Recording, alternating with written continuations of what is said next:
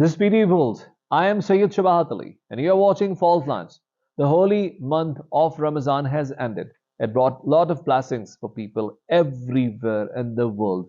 Muslims wait for this month of mercies and blessing and enjoy the blessings of Almighty Allah in this very generous month of Ramadan.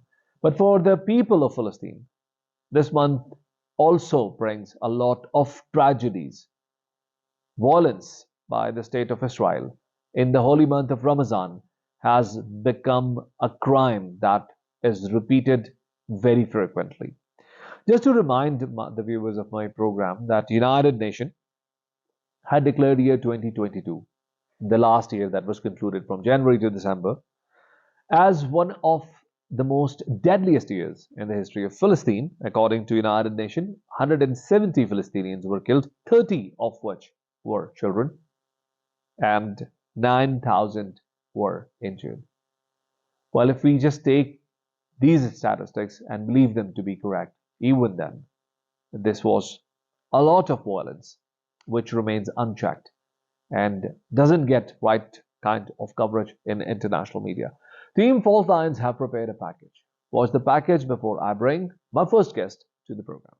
The state of Israel is committing unchecked barbarism against Palestinians. The UN called 2022 the deadliest year for Palestinians in the Israeli-occupied West Bank in 16 years. Israeli violence against Palestinians is structural, which is designed to strip Palestinians of their sovereignty and freedom, denying them basic human and political rights, exposing them to uninhibited Israeli state military violence. The latest bloodshed has coincided with the Muslim holy month of Ramadan. The attacks on Al-Aqsa Mosque are part of systematic violence exercised by Israeli forces and do not occur only during Ramadan but are perpetrated entire year. The Al-Aqsa compound, which hosts Islam's third holiest site, sits on a plateau in East Jerusalem, which Israel captured in 1967 Six-Day War. Palestinians fear slow encroachment by Jewish groups akin to what happened to the Ibrahimi Mosque in Hebron, where half of the mosque was turned into the synagogue after 1967. Last year, violent raids on the Al-Aqsa Mosque compound, as well as Israeli attempts to force out Palestinian neighborhood in occupied East Jerusalem, eventually led to an 11-day war. The previous month's escalation of violence has hundreds of Jewish settlers torch Palestinian houses and cars in 4 occupied Palestinian villages in what a senior Israeli military commander described as a pogrom in a mere preview of horrors of Israeli occupation. Ladies and gentlemen, my first guest in this part of the program is Professor Muhannad Ayyash. He is a professor of sociology at Mount Royal University, Calgary, Canada. Professor Ayyash, welcome to the show. Thank you very much for having me. Professor Ayyash, this was a deadly attack, a raid on the people offering prayers. And we see same uptick in violence almost in every Ramadan. What has exactly happened? Give us a briefing of or a quick stock take of what exactly has happened in Ramadan in Palestine. Yeah, absolutely. Thank you. So it is really important for your viewers to understand that these violences, such as the raids, are not new. The violences that Palestinian worshippers experience in Al-Aqsa, they're not new. That they're experiencing right now in the Christian holy sites, they're not new. They've been going on for decades. But what we have probably, arguably seen over the last few months with this new Israeli right-wing religious government is an intensification of those kinds of violences. So, for example, people are saying that these raids, which again have been going on for many years, are now happening during the day, for example. So they're becoming more brazen, more deadly. During the day, there's a lot more civilians around. There's a lot more people out in the streets. So that increases the chances of more people being injured or killed. What we have to understand is that these intensifications have always been about the assertion of Israeli Jewish sovereignty over the entire piece of land from the river to the sea. Israel believes that it is the only true and absolute and supreme sovereign over that entire piece of land, and that it can and should practice that sovereignty unfettered and unleash whatever violence it wishes to unleash against the Palestinians in order to ensure that they are that supreme sovereign power in the land. And so that's how I would situate and contextualize these raids and intensification of Israeli violence against the Palestinians. They're continuously trying to assert that there is no such thing as Palestinians, that there is no such thing as Palestinian sovereignty, that there will never be a Palestinian state, and that Israel holds all the cards because of its sheer military power and force that it exercises at will over the Palestinians. And not only have we seen this with the increasing raids, with the dehumanization at the checkpoints, with the apartheid wall, land confiscations, home demolitions, large-scale political imprisonment of the Palestinians, of course, the besiegement of the Gaza Strip, and on and on. We've also seen this in these latest horrific videos of Israeli police attacking worshippers at the Al-Aqsa Mosque. And these, again, have gathered a lot of international attention, but I would like to remind your viewers that none of these are new. We've seen these exact forms of violence before, and unfortunately, they will continue to happen so long as Israel is never held accountable for its violent actions. Professor, why attack on Al-Aqsa? People offering salah, people offering prayers, do not have any weapons, they're not chanting any slogans, it's not a political demonstration.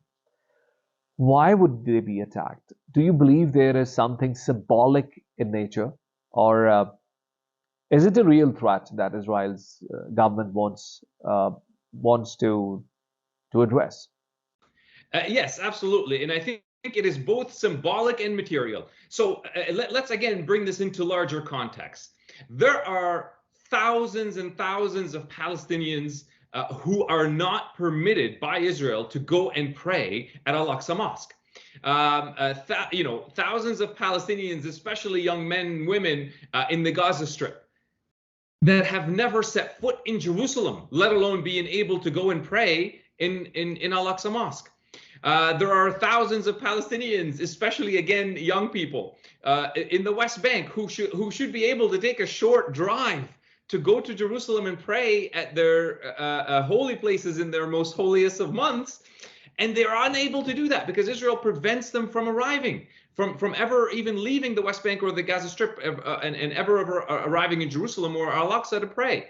So Israel has always prevented Palestinians from pursuing the right to worship in their holy places for decades now. And especially in the month of Ramadan, of course, more Palestinians want to go and pray at Al-Aqsa. And that's when Israel looks at that as an opportunity to remind those Palestinians that Israel is the ultimate supreme ruler of the entirety of Palestine, and that includes Al-Aqsa. And that includes all the Muslim holy places and Christian holy places. We're also seeing today, as we speak, the limitations placed on Palestinian Christians to go pray at their holy places on Easter. This is part of a larger context in which Israel forbids Palestinians from accessing their holy sites, and it's all for the tangible, material, and also symbolic effects of asserting Israeli sovereignty and Israeli Jewish supreme exclusive sovereignty over the entirety of the land of Palestine, and that includes the holy places. And of course, they always use that guise of security and the idea that they're stopping terrorists cells from taking actions. They never provide any evidence for this, but they always use that guise of security to justify it for the international audience why they're doing what they're doing. Professor Ayaz, don't you believe that the continuation of political leadership in Israel, that is the continuation of Netanyahu as the head of the government, is primarily a reason why the Israel state is continuing the policy of violence without any fears? I mean, I think ultimately the main reason for why Israel feels more and more emboldened is because the international community doesn't do anything. So all of these Israeli leaders continuously, receive the same message from the international community, which is you can get away with this. There are no consequences, no diplomatic consequences, no political consequences, no economic consequences for your actions, and therefore they're emboldened to keep doing them. So I think that's really the main reason why Israeli leaders continuously, ramp up their rhetoric and ramp up their and intensify their violence, it's precisely because there is no international consequences for their actions. So that to me remains the main reason. Professor Ash, this also reminds me of attacks that the state of that the government of Israel has conducted inside Lebanon and inside Syria as well. Now, these are other countries being attacked by Israel. Why would this happen? How does the state of Israel justify this? I mean, there will be repercussions eventually. Nothing lasts forever. All of these violences that Israel commits are not going to go unanswered forever. But for now, they do feel emboldened, and absolutely, you see that feeling of being emboldened not just in the violence they unleash against the Palestinians, but in their increasingly brazen attacks in Lebanon and in Syria. And more or less, Israel is basically sending a message to Iran that Israel is more powerful than Iran, and that it will attack Iran and take out its strategic and military basis or assets in Syria and Lebanon, and so it's an extension of the that assertion of Israeli power and Israeli sovereignty over not just Palestine, but as a regional power. So that's what we see. That's how I understand that increase in the brazen attacks on Syria and Lebanon by the Israeli state. Professor Ayash, this actually reminds me of a meeting that took place in Cairo early this month, hosted by Arab League, attended by President Sisi of Egypt, King Abdullah II of Jordan, and Palestinian President Mahmoud Abbas. I don't understand what exactly uh, do these events accomplish for Palestine. Why Palestine becomes a part of such events, such negotiations, if there is no tangible outcome of these talks? Yeah, unfortunately, these types of conferences and meetings and summits have not led to any substantial or material, tangible change in the reality on the ground. There's a lot of big words that come out of these kinds of meetings and summits, but often no action. I understand that there are sometimes, plans to put pressure on Israel behind the scenes in some of these meetings, which is perhaps why the Palestinian Authority continuously goes to these types of meetings and summits. But there's, of course, here a larger issue of how much is the Palestinian Authority representative of what Palestinians desire. And whether or not it actually does represent the aspirations of the people and the majority of the people on the ground in Palestine, because many people in Palestine are exactly, would frame it exactly as you would and as I would, which is that these are mostly empty gestures. And even if there is some pressure being applied on Israel behind the scenes through the US or some other third party, it's not really consequential, and it does not change Israeli behavior. And like I said, Israel faces no consequences from the international community, and that is a big part of the problem. One thing that came out of that summit that tells you that it will be ineffectual is that its major public facing point of discussion, talking point, was to reassert the necessity of the two-state solution. On the ground, Israel has killed the two-state solution long ago.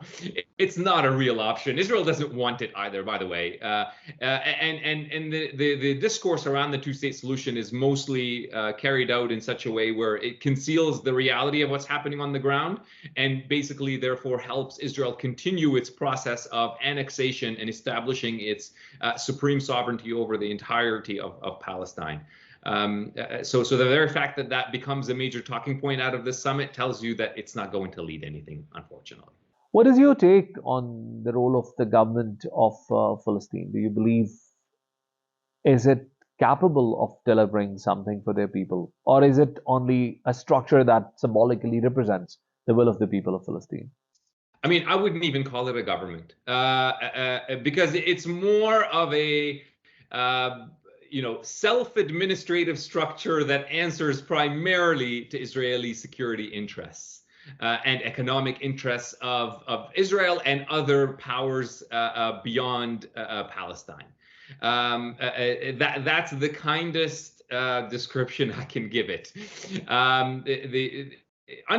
This is a long history and a long story, and there's a lot of people within the Palestinian Authority that are doing good work and do mean well and do have good intentions. But as a structure, the Palestinian Authority was designed by the Israeli state to help it continue to expand its settler colonial power over the Palestinians.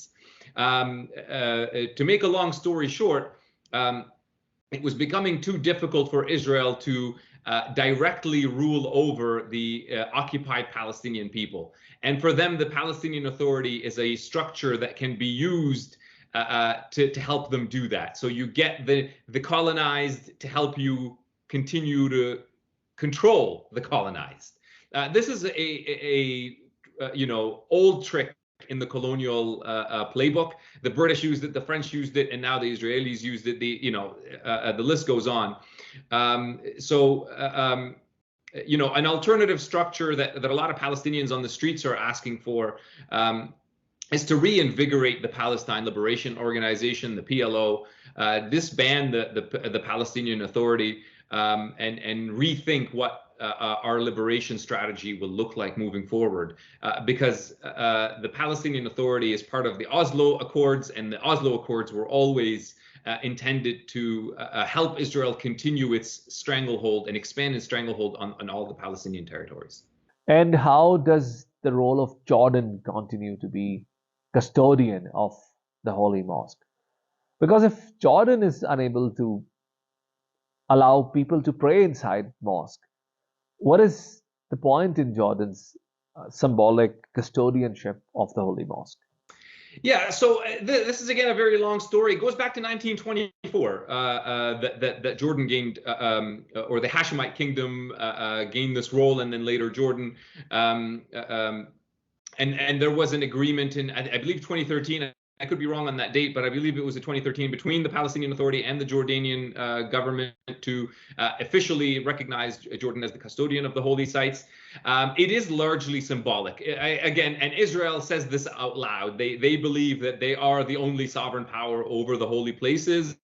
They'll acknowledge symbolically the Jordanian role, but on the ground, it is Israel that controls again who goes in. If Jordan was in fact in control, Palestinians would be able to go in when they wish to worship, but they can't.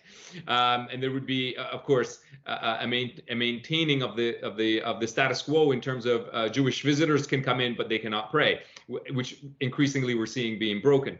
Now, in terms of why shouldn't just Jordan get rid of this and move it over to the Palestinians? I'm not sure that would actually do much difference on the ground actually right now. So it probably is beneficial for the Palestinians to have Jordan speak out on this issue in the international arena, though that has little to no consequence.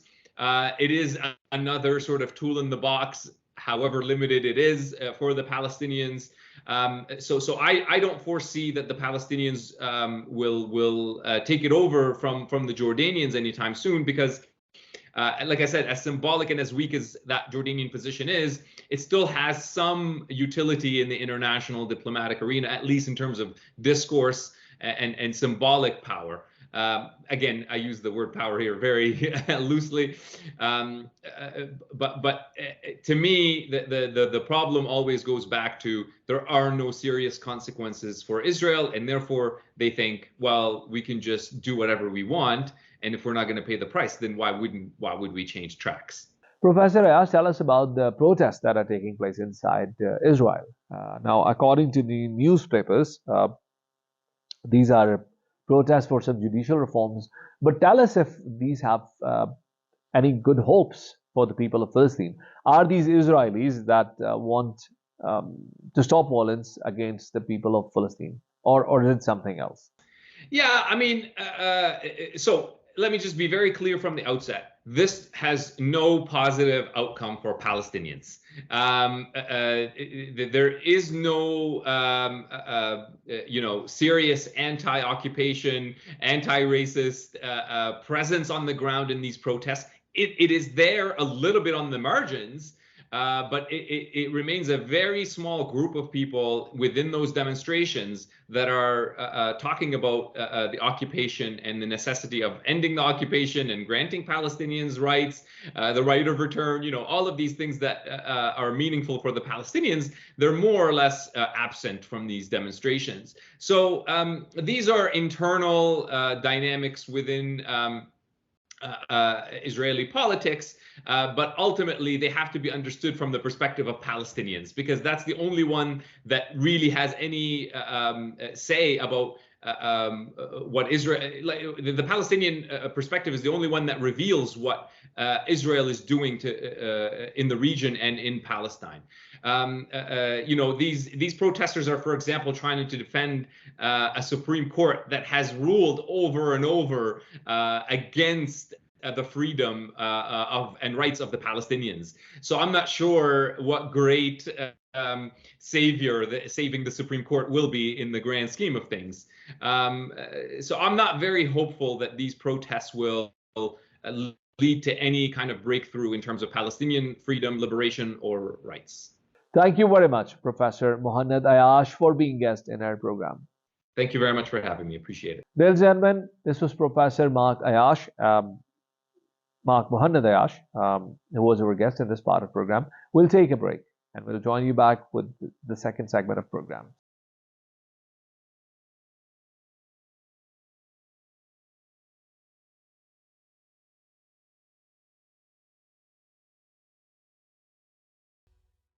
Welcome back. Ladies and gentlemen, we keep talking about the issue of Russia and Ukraine because this is one of the most dangerous conflicts that planet Earth has at the moment. This is one of the largest military escalation in the heart of Europe ever after World War II. This war has already displaced millions of people inside Europe and even outside Europe. And the conflict's end is not in the line of sight.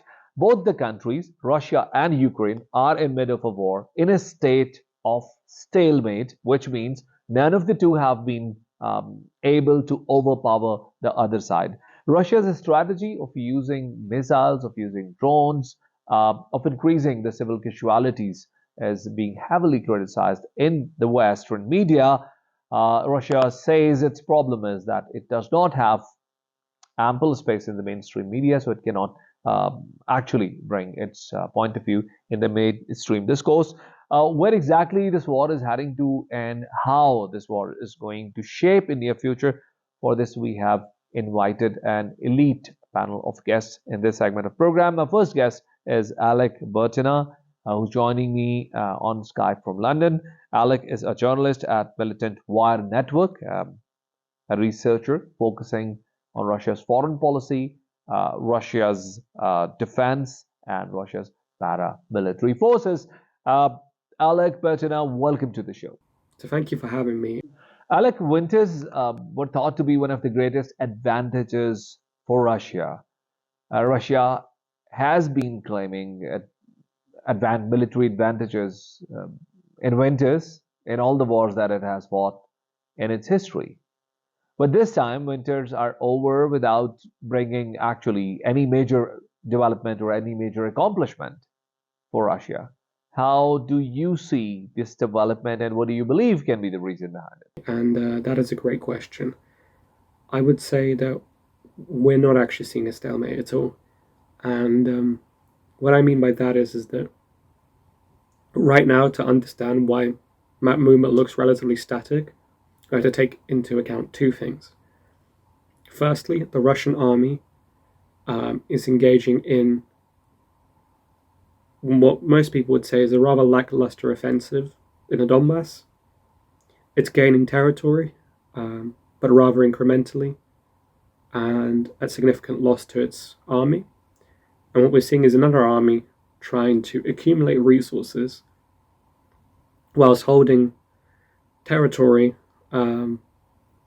in the hopes that the Russian army will take losses, that will soften it up and make it less able to defend against a Ukrainian counteroffensive. And what I would also say to people that may see this as a stalemate is to actually look at map movements throughout the broader conflict. So we did have periods where, firstly, the Russians were gaining a lot of territory in a relatively short amount of time. And then, after what is agreed to be a failed offensive into the whole of Ukraine, the Russian army was forced to regroup in the east and then conducted a renewed offensive to try and take territories in the east. Whilst it did manage to gain some territory in that process, it was attrited quite heavily by defending Ukrainian forces, and that forced that Russian army to engage in what was effectively an operational pause. And this operational pause was when the Ukrainian army decided to seize initiative by what was essentially sieging down Kherson, through basically using standoff artillery to hit logistical targets, command and control targets, ammunition depots, and also doing small-scale partisan activity. And we also saw a rather successful counteroffensive into Kharkiv, where the Ukrainian army recaptured a significant amount of occupied territory. So I would say to people that think we're seeing a stalemate to not look at the conflict on a week. So it depends how we're arguing, but I generally say that in most areas it is the Ukrainians that are having advantages as we're going forward. And the reason why I say that is that the Ukrainians are going to be far less likely to capitulate, because for them this is a war of existence. The objectives are simple: to kick out Russian invading forces, whether that will be all the way to Crimea or completely out of legally recognized Ukrainian territory is an open question. But the objectives are clear. As time goes on, that has not changed at all. I would say, due to the way that the Russian army has behaved in Ukraine and the Russian state has behaved, the Ukrainians are more and more keen to kick out Russian forces.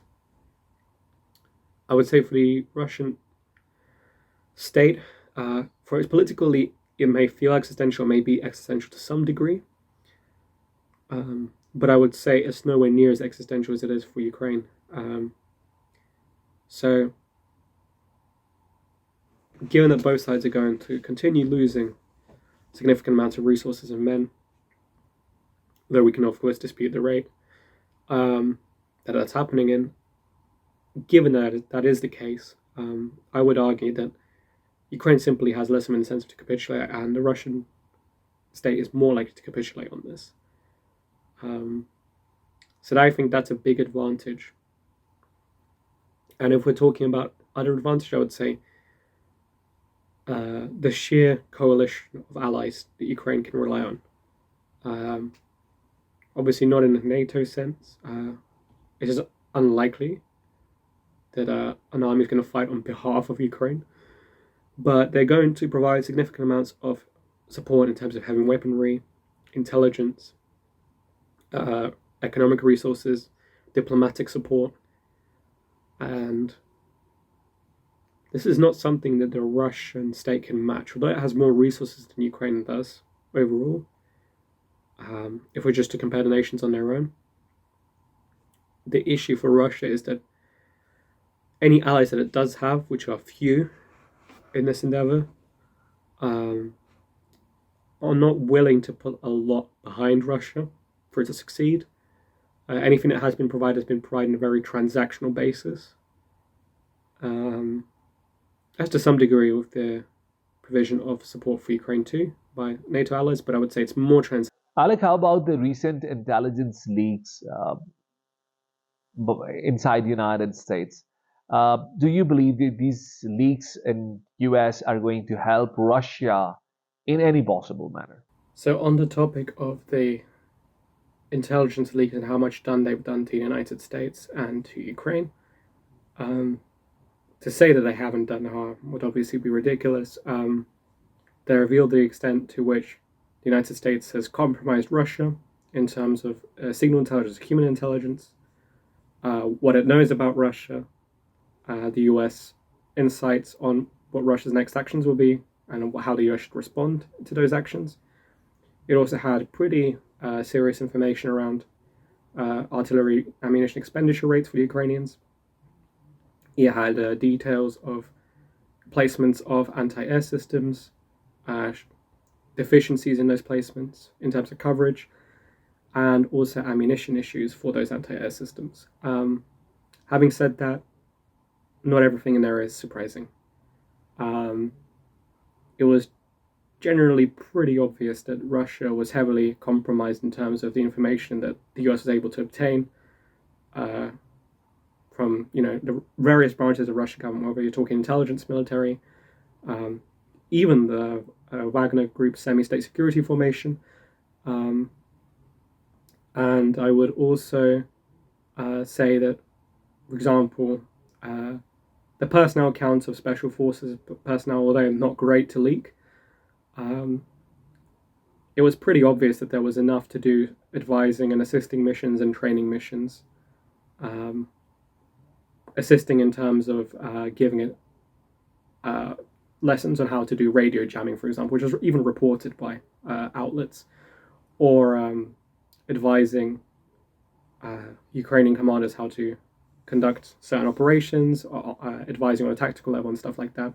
So not everything in there is a surprise. In fact, a lot of it isn't a surprise. But it does confirm what the United States knows, what Ukraine knows. It confirms Ukrainian vulnerabilities. It confirms Russian vulnerabilities, which makes it easier for them to address. And the crucial thing is,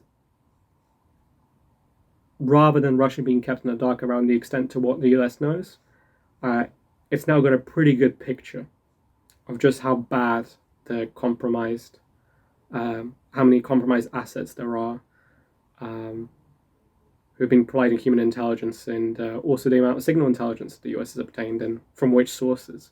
So it's definitely been damaging to the US and Ukraine, but maybe not as much as people might have initially anticipated. Thank you very much, Alec Bertina, for being guest in our program today. So thank you for having me. Ladies and gentlemen, this was Mr. Alec Bertina, and you just heard his point of view. To talk about the same subject, I have now invited Preston Stewart. He is an expert on Russia's military affairs, joining me from Tennessee, United States, and he is a very famous vlogger on this subject. He has an immense following on YouTube. Preston Stewart, welcome to the show. Thanks for having me. Preston, I was watching one of your videos wherein you said that the use of brute force has rather been counterproductive for Russia. It has not served the purposes that Russia expected. Why do you say so, and what do you believe is wrong with the use of force? Why is it counterproductive for Russia? I think what you're getting at is a video I made talking about how Russia's focus, or their stated focus, one of their goals at the beginning was Putin called for the demilitarization of Ukraine. And I think high level, we picture that is the actual elimination of a military force to where the country can no longer defend themselves, which makes sense on paper, kind of old traditional warfare, if you will.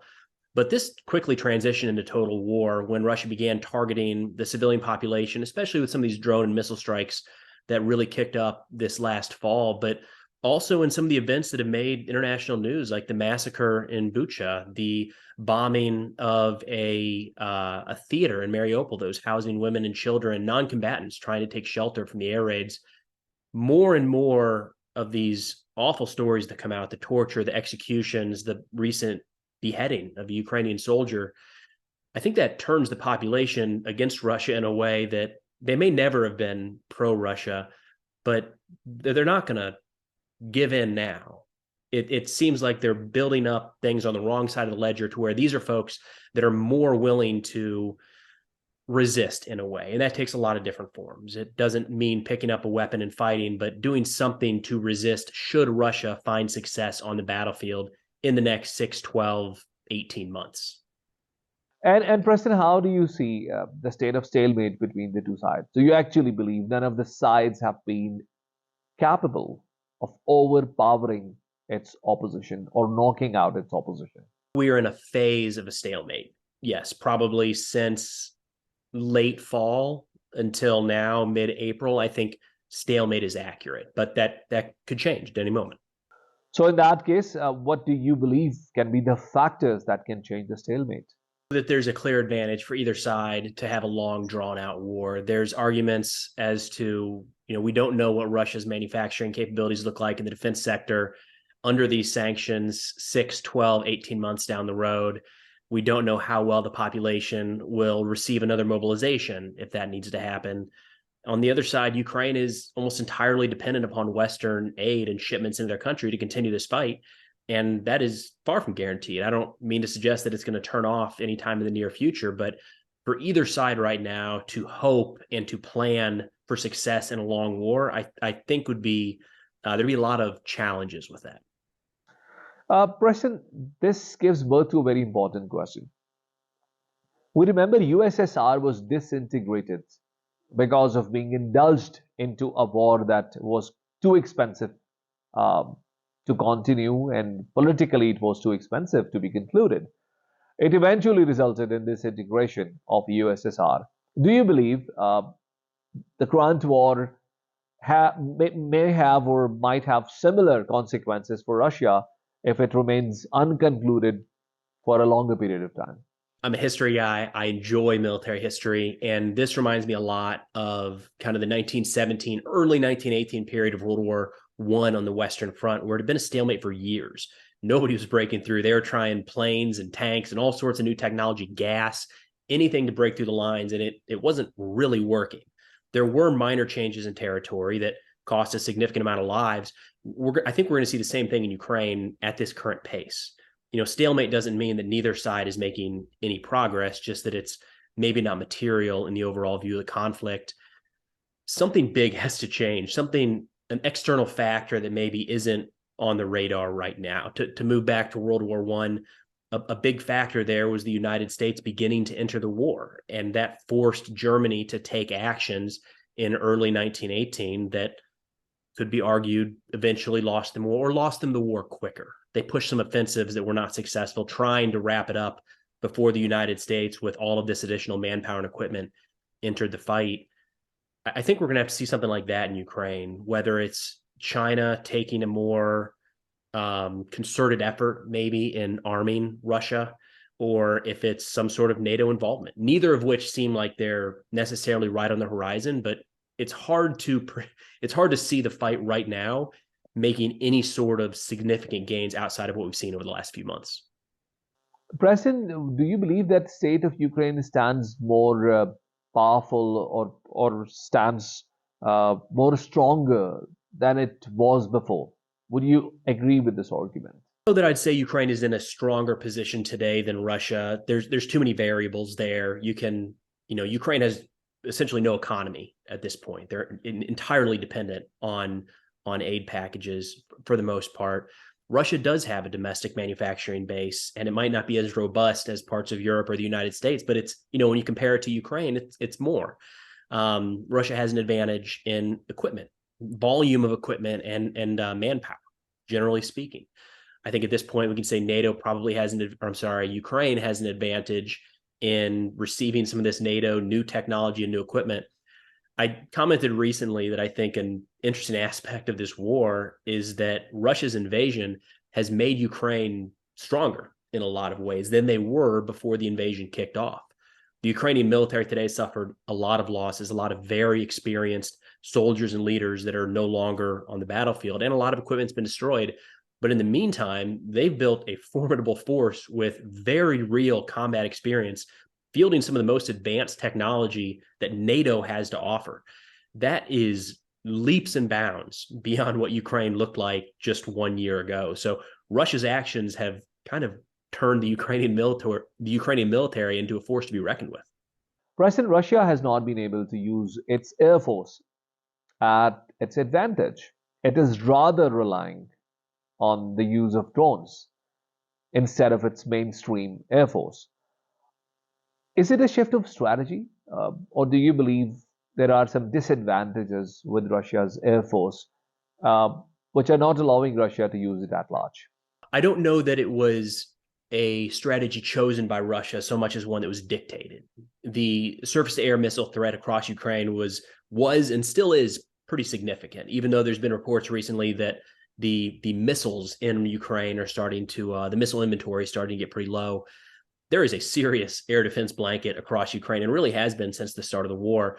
So the Russian aircraft that really tried to penetrate Ukrainian airspace, suffered pretty serious losses. And I think Russia has in turn shifted to using missiles and drones against more fixed targets. They're just not as expensive. They've got a lot more missiles than they do fighters and bombers and close support aircraft. So I don't know that the missiles and the drones they're not as effective at baseline. If you can put an aircraft over a city, you're going to be more likely to hit the targets you want. You can conduct, real-time battle damage assessment. You can strike targets that are on the move. You can, if a missile is launched at an airfield thinking that there's a Ukrainian helicopter there, it's going there whether or not that helicopter takes off. But if you have aircraft overhead and they see that helicopter's taken off, they can shift targets and hit an oil depot or a troop transport, something like that. So if Russia could have air superiority or some sort of air dominance over Ukraine, I'm certain they would choose that over the current set. The use of missiles and drones is more just taking what's available. Fantastic, fantastic. Preston, what do you believe is significance of Crimea in this entire conflict? Because a lot of narrative revolves around Crimea from both the sides when we talk about this war.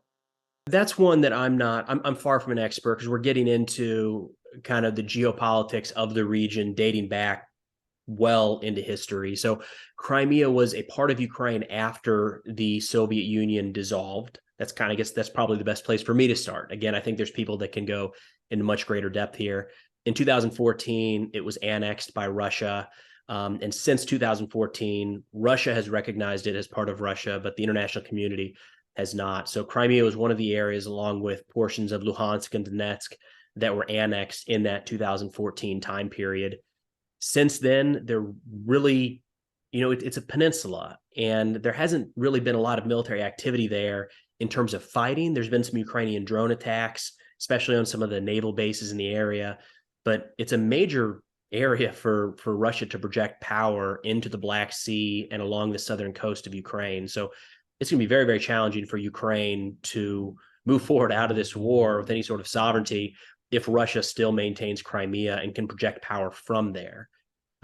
It's so important to Russia that it's often been listed as one of the potential red lines. And I know a lot of folks laugh at those now because we probably crossed 15 red lines, and they seem to change all the time. But Crimea is considered so important to Russia that a risk of Ukraine taking it or being able to impose some sort of power over Crimea could be enough for Russia to shift to nuclear weapons. That's one consideration. And do you believe Bakhmut has also a lot of strategic significance? Do you believe its significance is real, or is it propagated to be more than what it is? Bakhmut's interesting. It's a personal opinion. I think it's been elevated to a point of greater significance in the news and in politics than it might actually mean on the battlefield. But it's a city in eastern Ukraine. I believe before the war was around 70,000. There's still people living there today, which is crazy because the entire city is a battlefield. And it's just getting razed to the ground. It's really been the focus of the Russian military, any sort of Russian offensive over the last 4 or 5 months even. It's been spearheaded by the Wagner Group, which is a private military company inside of Russia that's kind of been pretty heavily integrated into the Russian armed forces at this point. But it's kind of become a political symbol. The Ukrainians have been are defending against attacks for months on end, pretty significant attacks. And about, I think it was 2 months ago, you started to see an encirclement of Bakhmut. So the Russian forces moved to the north and the south, and they've cut Ukraine down to just 1, 2, maybe supply roads into the city. And it's looked pretty dire for a long time, to the point where, 60, 90 days ago, there were real conversations about whether or not, in the news and public discourse, if Ukraine should withdraw, or they're going to be entirely cut off. But as of today, it still holds. What I was getting at there at the beginning, my personal opinion is, it is an important city. It's a crossroads in that portion of the country. It potentially opens the door for Russia to move forward to Sloviansk and Kramatorsk. It's a very heavily defended area, so it could serve as a break in the defenses and force other portions of the Ukrainian line to fall back. But it's been a lot of loss there, a lot of loss on both sides. And the rate it's going, who knows? I think this is one of those battles that we won't know until at least well down the road, maybe after the war is done, how impactful this was. And did Ukraine make the right decision sitting there and holding out, or should they have pulled back earlier? Preston, tell me if Wagner Group has only become more important because it helps Russia to minimize its war casualties, because Wagner fighters are perhaps not counted as mainstream military? Or is it another use of Wagner force? Because we see them on forefront and everywhere in the news headlines as well. Yeah, there's an aspect to that. It's a private company, so mercenaries is a term that can be used there. That private military company makes it sound very professional, and it is, all things considered, pretty well organized. I think we often get the picture of Wagner forces being convicts, because they have recruited pretty heavily from prisons and being forced in a line to walk across a minefield or something. And they have been used in some human wave type attacks, but there's also portions of Wagner that operate exclusively at night with pretty high-tech gear. They're integrated pretty heavily with the Russian military, but to your point, they don't fall directly under the Russian military. It's a private company in a sense. So those casualties are a little easier for Russia to not have to report back home. The casualty reporting would go through the Wagner channels and potentially through the Ministry of Defense if they wanted to. But it was similar at the beginning of the war when the Luhansk and Donetsk People's Republic, those military forces, those casualties weren't being counted by Russia. So Russia's numbers were exclusively Russian military, even though they only made up one portion of the overall force. We're starting to see more and more pictures of Yevgeny Prigozhin, the leader of the Wagner Group, touring cemeteries for his men. And it looks like those cemeteries are in some of the occupied areas of Ukraine, which means those bodies aren't being shipped back to Russia. So to your point, there's a good likelihood, or there's a possibility, I should say. There's a possibility there for them to underreport casualty figures, and maybe those actual numbers will come out sometime after the war.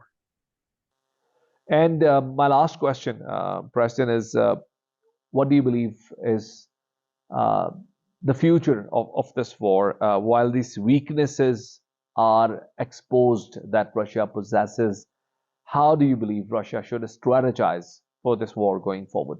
It really looks like Russia is just going to grind on and grind on. It sounds like they're going to focus on their advantage in numbers of equipment, numbers of personnel, and just continue to grind forward into the Ukrainian military. If it's, it gets into a question of ratios. If it's a 1-to-1 kill ratio for Russia, maybe they can, just looking at the size of the countries, you'd think they might be able to succeed on the battlefield in that way. But they have been making a lot of adaptations at the unit level, tactical level. But when you start getting up into the operational and strategic level, not a lot has changed. It looks pretty similar to really how the war shifted after the assault on Kyiv failed early in the war. After that, they shifted to this more grinding style attritional approach. Looks like they're still following through with that. So at this point, it's just a matter of, do they have enough equipment? Do they have enough manpower? And how long will the Russian population kind of stay behind that and give Putin and the Kremlin the support they need? Thank you very much, Preston Stewart, for being guest in our program.